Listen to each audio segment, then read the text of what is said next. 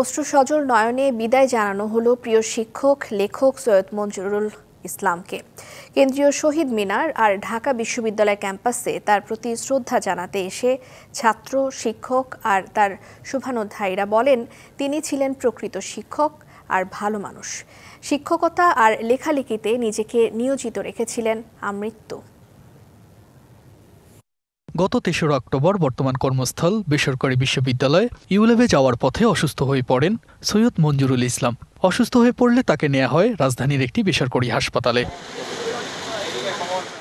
সেখানে তার হৃৎপিণ্ডে 2টি রিং পরানো হয়, রাখা হয় নিবিড় পরিচর্যা কেন্দ্রে। কিন্তু শুক্রবার পাড়ি জমান না ফেরার দেশে।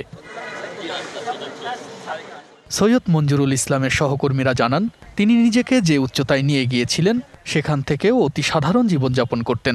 অনেকে অধ্যাপক হয়, বাট স্যারের মধ্যে অধ্যাপক আসলে অনেক যুগ পরে হয়তো কেউ একজন আসে। তো আমাদের ঢাকা বিশ্ববিদ্যালয়ে ক্ষতি হলো, দেশের একটা বড় শূন্যতা সৃষ্টি হলো।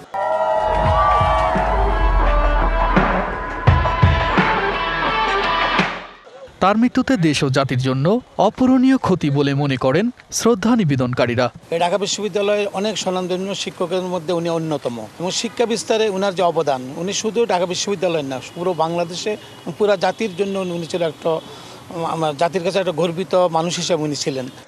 তারা বলছেন, তার কাজের মাধ্যমে চিরকাল বেঁচে থাকবেন সৈয়দ মঞ্জুরুল ইসলাম। আমার সরাসরি শিক্ষক ছিলেন, আমার মেন্টর ছিলেন, একসাথে অনেক কাজও করেছি।